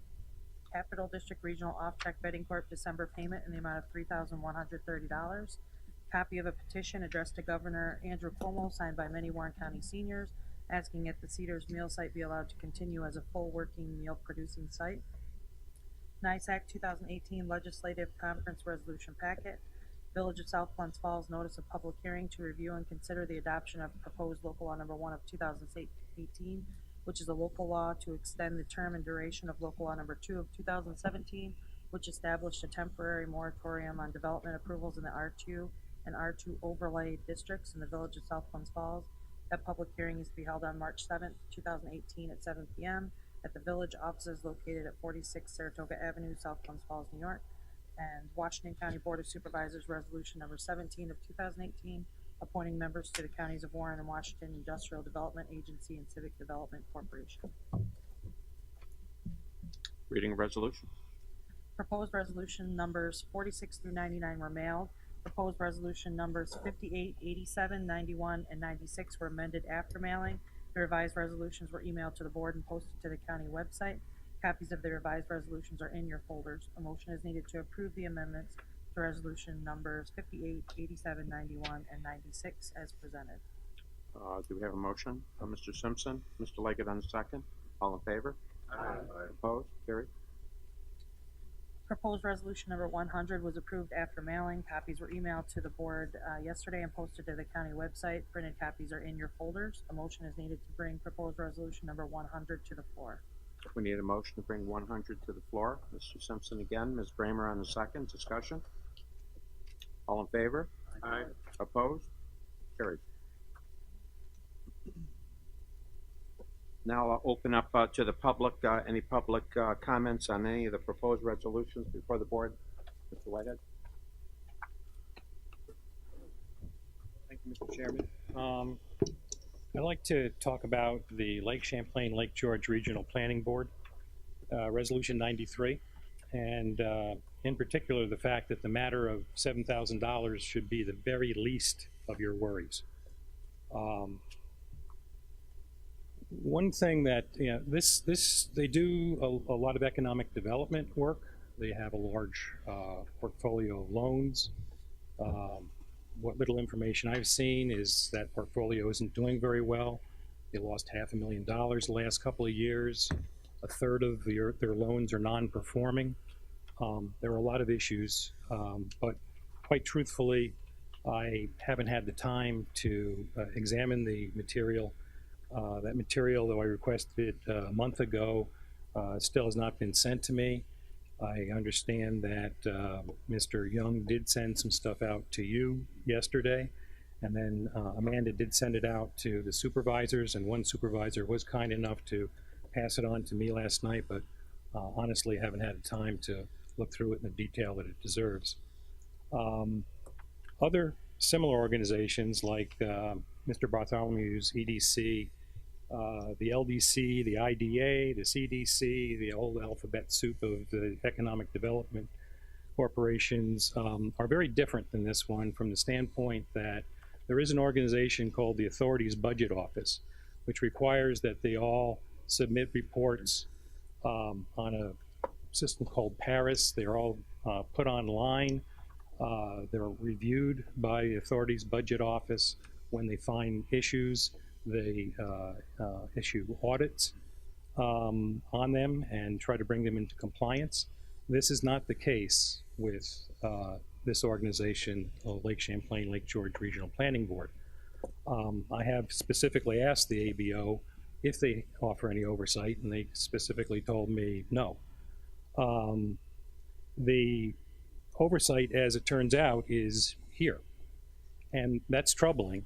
It's very troubling because, you know, when I asked for some of these materials a month ago, it turns out nobody's seen them. And nobody can present them. So I don't understand how you can be doing the oversight that you are charged with. And that is the issue that you should be thinking about now, and not the $7,000. There is authorizing law that allows this county, and you work in conjunction with Washington and Essex County as well, to create this board, but it has certain requirements. It says every regional planning council shall submit an annual report to the collaborating legislative bodies, you, and to the Department of Audit and Control. I'm not sure who that means. Is it the OSC? I don't know. Again, I've got more questions here than answers. I really do, which is why you should take your time and think about 93. In fact, you should probably set it aside, would be my suggestion. You do elect members to that board. It's disconcerting that at least one of the members says that while he's been appointed for 3 years, he's never attended a meeting. He did want to make sure that I let you know that after 2 years, he decided to let them know that, hey, I'm out here, and, you know, but somehow this is not being done. It says that every motion or resolution by this regionally planning council shall require for its adoption the affirmative vote of the majority of all the members of the regional planning council. Now, if they're not there, I don't really know, how that works. Again, we're talking about $7,000, but Lake Champlain, Lake George Regional Planning Board has many millions of dollars of state grants that it administers. Just $5.5 million alone goes to the AGFTC, Adirondack Glens Falls Transportation Council, some of which people here are members of that.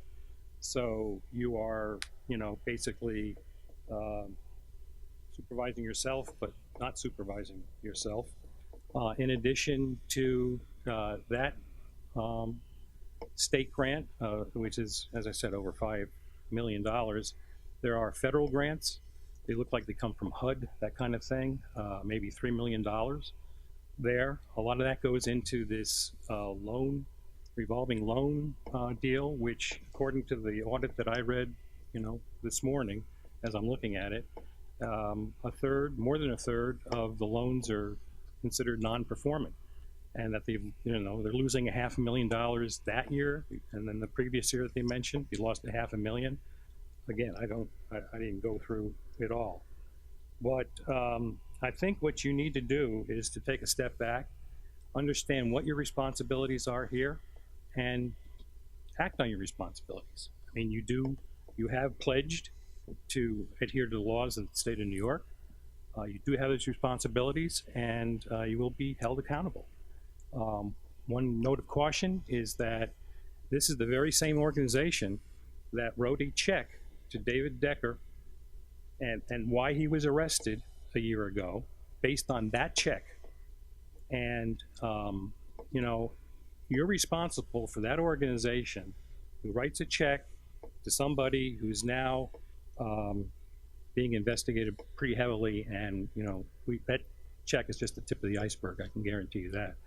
But think about it, please, and I suggest that you put 93 aside. Thank you. Thank you, Mr. Whitehead. Anyone else wishing to address the board at this time? Alrighty, request for roll call. Thank you, Mr. Mr. Driscoll. Chairman, and thank you for, I apologize for dropping the ball on my committee report. No. I would respectfully request that resolutions 63 and 69 be pulled for a roll call vote, and they could be combined if that's your pleasure. Roll call requested on resolutions 63 and 69. Very good. Any other roll calls? I'm sorry, Mr. McDevitt, of course, Supervisor McDevitt. On 61, please. A roll call on 61.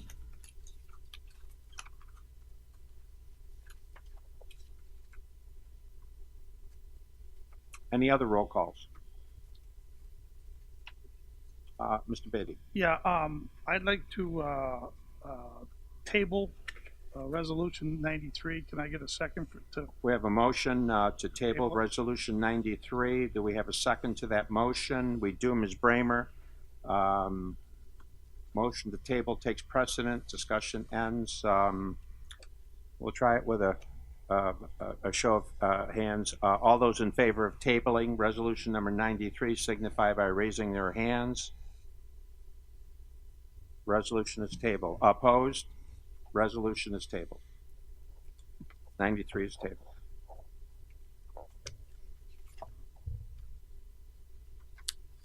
Any other requests for roll call?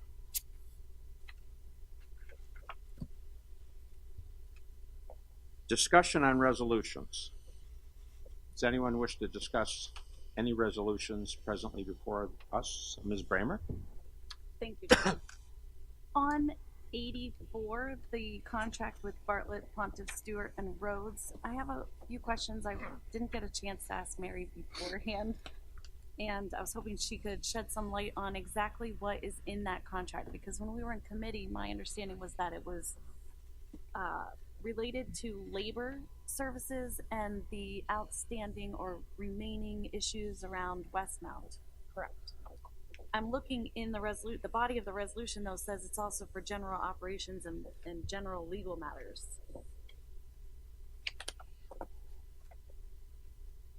And while you pull that one up, the other question that I have is whether or not you were able to get any confirmation from Bartlett, Pontiff, Stewart, and Rhodes that they would be withdrawing from their representation of Skimmerhorn in the potential lawsuit related to the airport. Let's take this one at a time. Relative to resolution 84 in the language that's recited, is that just historic language that was in the original legislation? I can't speak for historical language. It is just for labor relations and outstanding Westmount matters. So if you wanted to amend it. So that's my job. Would you like to amend the resolution to delete that reference, Supervisor Bramer? Yes, please. We have a motion to delete the language in the resolution that deals with additional services beyond specified by the county attorney. Do we have a second to that amendment? Mr. Beatty on the second. Any discussion? I guess I have one more question then. I mean, are we going to be lowering the monthly rate that we pay that firm? Do you go to them for any other services? No. And I think your hourly rate is a question of if they have more services, they bill more hours. But I think your it's a flat fee though.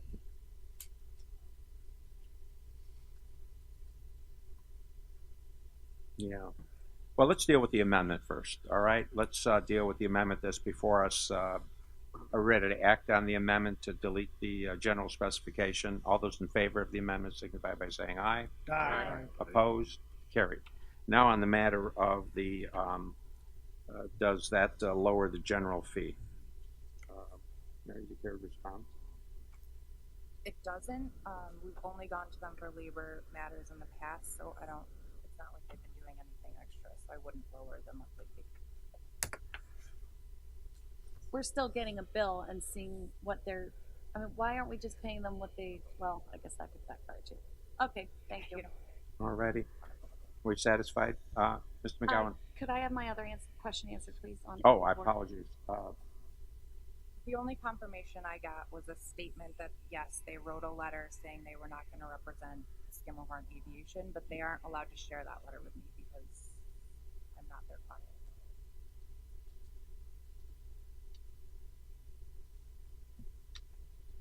I mean, I see it as a big conflict of interest if they're representing Skimmerhorn in the suit against us and at the same time representing us on other legal matters.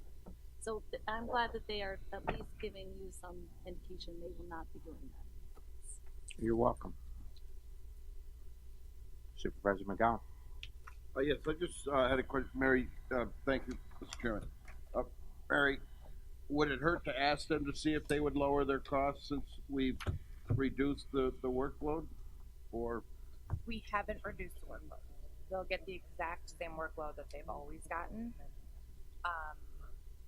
We talked about this in committee, but we value that we're getting for the work they perform is really good. And I brought the hourly rate that if they billed us on an hourly rate and not a flat fee, and I brought this to committee, it was much higher than what we're paying them.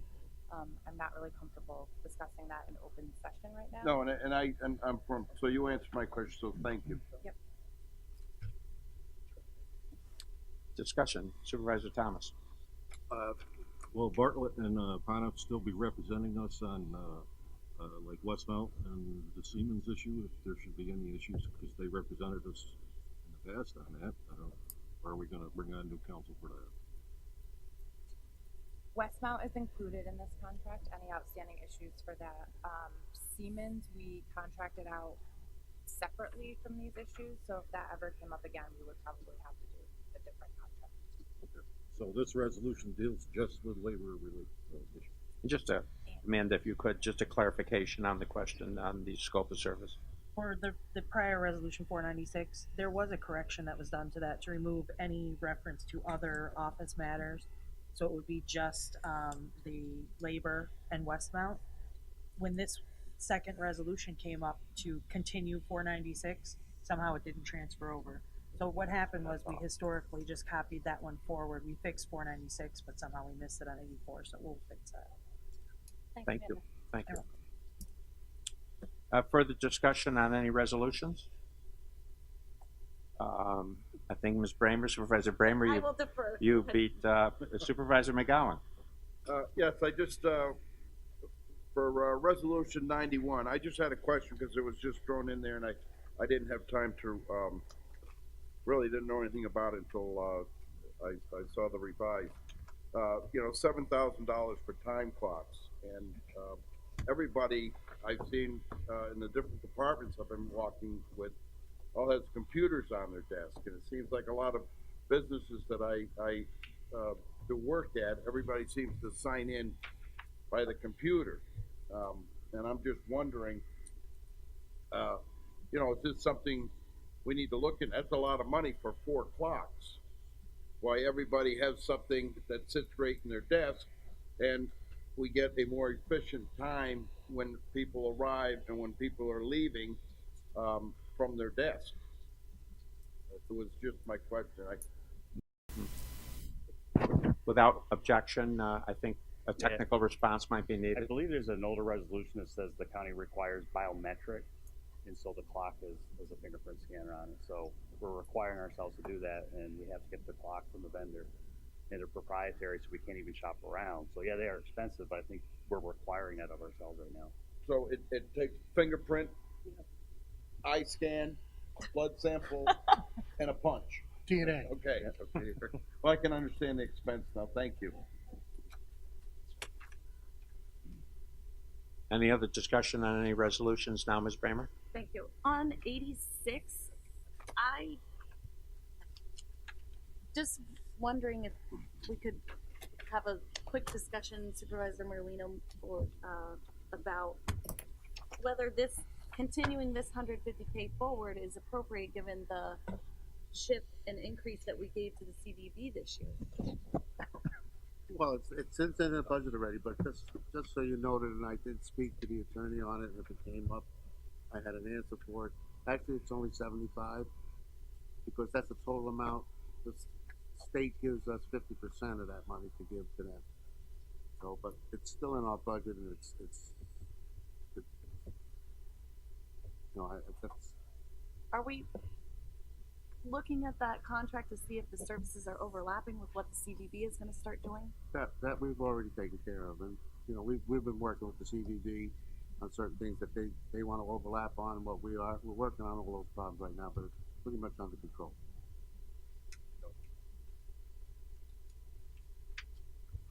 Thank you. You're welcome. Discussion. Could we hear from the public on that issue? Who would you like to hear from?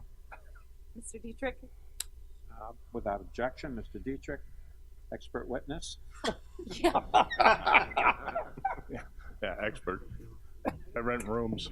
You raised that question earlier when I was passing out material. I did take the liberty of asking Gina Minstner, the head of the Lake George Regional Chamber and the CVB, if there was an overlap. She had to leave early. I can tell you her response was there is no overlap.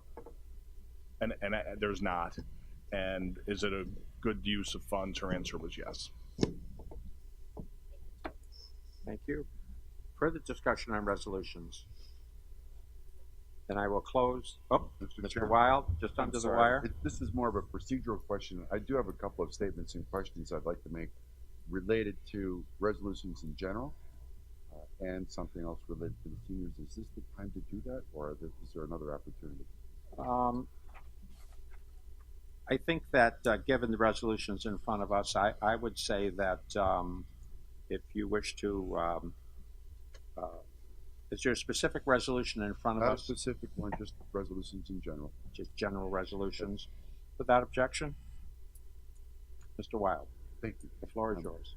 And it's more of an observation, but I kind of take my role seriously about making decisions and making good decisions for those that have elected me as well as those that may not have, and the rest of the county. And I see a pattern that there are many instances where we receive very short notice with information of which we have to make a decision on. And to me, it's troubling because I'd like to make good decisions and we need to have more information oftentimes. And so I would like to see if we could do some concentrated effort, maybe a slight change in the culture of the way the operation works, to allow us to get some more detailed information quicker. And maybe, when our new administrator, full-time administrator, and no disparaging comment about our current administrator, but maybe we can do some things in terms of structuring the information that we get to ensure that it kind of covers the bases that we all think we might need. And just for example, we've had a couple of situations where we needed to vote on a resolution to extend a contract. And we hear that at the very last minute, and oh, by the way, the consequences are we'll deny services if we don't approve it. That kind of puts us in a box, I believe, that we need to move forward and just blatantly approve something. So that, as well as, I'll save my other comment for maybe a little later in the meeting, but thank you, Mr. Chairman. You're welcome, Supervisor Wild. All righty.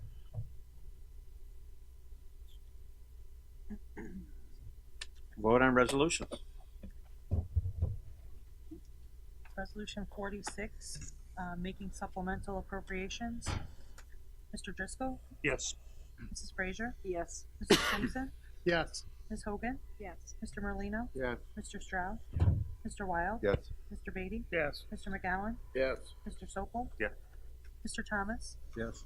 Ms. Hyde? Yes. Mr. Garrity? Yes. Mr. Leggett? Yes. Mr. Diamond? Yes.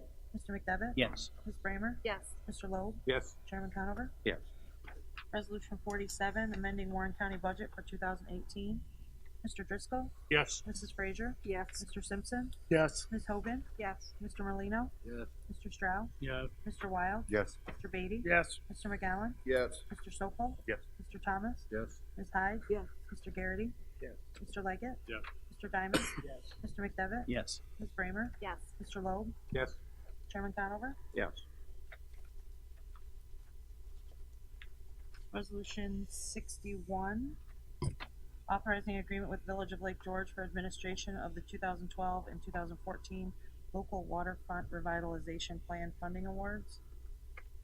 Mr. Driscoll? No. Mrs. Frazier? Yes. Mr. Simpson? Yes. Ms. Hogan? Yes. Mr. Merlino? Yes. Mr. Stroud? Yes. Mr. Wild? Yes. Mr. Beatty?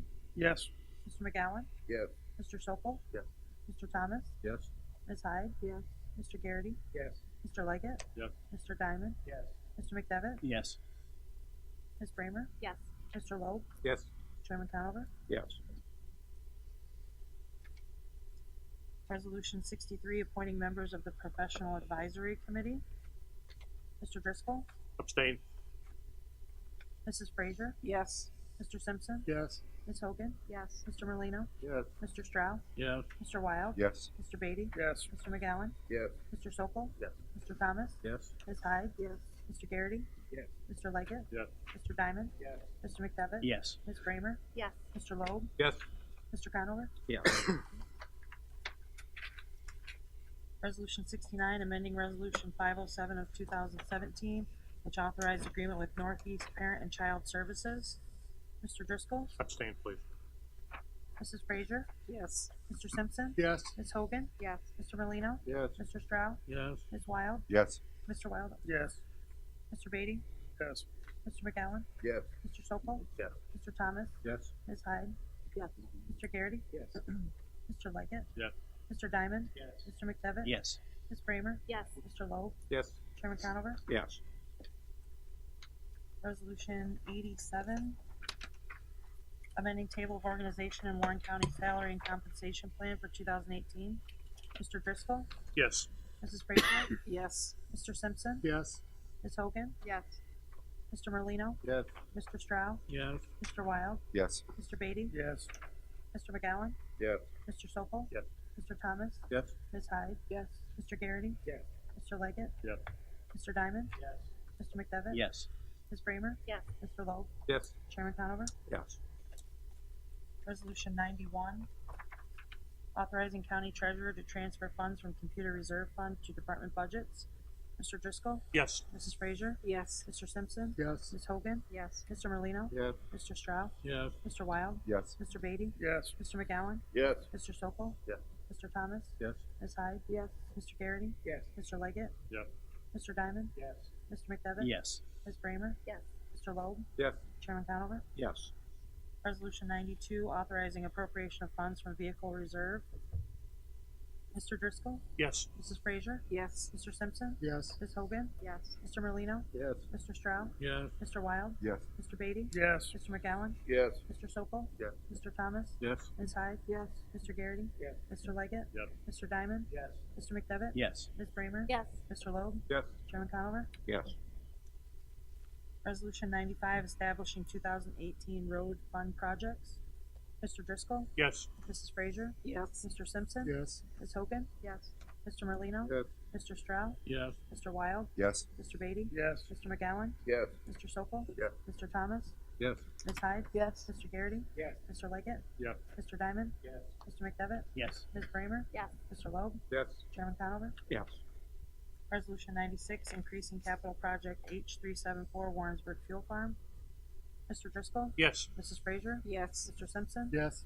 Ms. Hogan? Yes. Mr. Merlino? Yes. Mr. Stroud? Yes. Mr. Wild? Yes. Mr. Beatty? Yes. Mr. McGowan? Yes. Mr. Sokol? Yes. Mr. Thomas? Yes. Ms. Hyde? Yes. Mr. Garrity? Yes. Mr. Leggett? Yes. Mr. Diamond? Yes. Mr. McDevitt? Yes. Ms. Bramer? Yes. Mr. Loeb? Yes. Chairman Conover? Yes. Resolution 97, establishing Community Development Fund CD 75 Countryside Adult Home. Mr. Driscoll? Yes. Mrs. Frazier? Yes. Mr. Simpson? Yes. Ms. Hogan? Yes. Mr. Merlino? Yes. Mr. Stroud? Yes. Mr. Wild? Yes. Mr. Beatty? Yes. Mr. McGowan? Yes. Mr. Sokol? Yes. Mr. Thomas? Yes. Ms. Hyde? Yes. Mr. Garrity? Yes. Mr. Leggett? Yes. Mr. Diamond? Yes. Mr. McDevitt? Yes. Ms. Bramer? Yes. Mr. Loeb? Yes. Chairman Conover? Yes. Resolution 98, increasing capital project H374 invasive species boat washing stations. Mr. Driscoll? Yes. Mrs. Frazier? Yes. Mr. Simpson? Yes. Ms. Hogan? Yes. Mr. Merlino? Yes. Mr. Stroud? Yes. Mr. Wild? Yes. Mr. Beatty? Yes. Mr. McGowan? Yes. Mr. Sokol? Yes. Mr. Thomas? Yes. Ms. Hyde? Yes. Mr. Garrity? Yes. Mr. Leggett? Yes. Mr. Diamond? Yes. Mr. McDevitt? Yes. Ms. Bramer? Yes. Mr. Lowe? Yes. Chairman Conover? Yes. Resolution 100, authorizing appropriation from motor fuel farm reserve to the road machinery budget. Mr. Driscoll? Yes. Mrs. Frazier? Yes. Mr. Simpson? Yes. Ms. Hogan? Yes. Mr. Merlino? Yes. Mr. Stroud? Yeah. Mr. Wild? Yes. Mr. Beatty? Yes. Mr. McGowan? Yes. Mr. Sokol? Yes. Mr. Thomas? Yes. Ms. Hyde? Yes. Mr. Garrity? Yes. Mr. Leggett? Yes. Mr. Diamond? Yes. Mr. McDevitt? Yes. Ms. Bramer? Yes. Mr. Lowe? Yes. Chairman Conover? Yes. A motion on the collective. Ms. Bramer. Mr. Stroud on the second. All in favor? Aye. Opposed? Carried. Privilege of the floor. Anyone wishing to address the Board of Supervisors at this time? Announcements. Supervisor Loeb. Thank you, Mr. Chairman. I noticed in our packet, we have a resolution that you signed declaring March, how did you write it? Red Cross Month? But we didn't act on that. Is that something that we have to, or is it just included in the packet? No. No. I hope you endorse it. Absolutely do endorse it. Thank you. Okay. Mr. Simpson, Supervisor Simpson. Mr. Chairman, I just want to let everybody know that the Brant Lake Winter Carnival is going to be February 24th. We'd like to see each and every one of you there with your families. Also, I'm looking forward to our first Cornell Extension Board meeting, so I'm hoping to see members of that board there on the 26th at Cornell offices, 7 p.m. And also, there was, talk about the Common Ground Alliance. We have a forum every year where a lot of these collective ideas and we listen to the residents of the park. They actually have a chance to speak and participate. That annual forum is going to be held Thursday, July 19th in Lake Placid at the Lake Placid Clubhouse. There'll be emails sent to each and every one of you, and it'd be nice to see some representatives from Warren County there. So with your repaired shoulder, don't you have some kind of throwing event? I'm going to have a clipboard and I'm going to write down the numbers. You're going to be a The judge, distances. I say. You're going to be a judge. Supervisor Sokol. Thank you, Mr. Chairman. I wanted to thank Supervisor Leggett for hosting the DA tour this morning. That is near and dear to my heart, as I remember being a new member on the board and going to actually Julie Butler's office. And, I just said, hey, tell me a little bit about your department. And she actually, I remember her expression, she went back in her chair and she said, boy, what a nice breath of fresh air this is. But for new coming supervisors, it's nice that when we are on the board in committee meetings making decisions, that you actually have a visual, you have an understanding of these departments. And today in DAs, I did go through with Kate, but it's amazing how small this office is, and God forbid you sneeze, you can infect everybody. But I just wanted to thank you, and I think it should be something that we do for all departments, so that when we do make decisions, it's a better understanding of what they do. Any other announcements? Supervisor Leggett. I will be judging with Supervisor from Horkin on the frying pan toss at the Winter Carnival over in Horkin. That's what it is. That's right. That's what it is. I knew. Right. And as a lead, That's like a World Series, isn't Oh it? my God. Isn't that like a It's CNN's going to be there with? not to be missed. Not to be Four missed. majors. Definitely make it for that. And as a lead up to it, it's the Crazy Downhill Derby at Dynamite Hill tomorrow, starting around 10 o'clock. Very good. Supervisor Bramer. Thank you so much. I did want to thank Supervisor Simpson and yourself, Chairman, for moving forward with the first wilderness corridor future planning stages. I think that'll be really important for long term for Warren County. Thank you. Absolutely. And just going forward, I would ask any supervisors relative to the corridor, any ideas you have in terms or any information that you have, if you could just email it off to Supervisor Simpson so he can better coordinate any meetings or anything that he's needs to do going forward. And we're going to try to build a big boat here.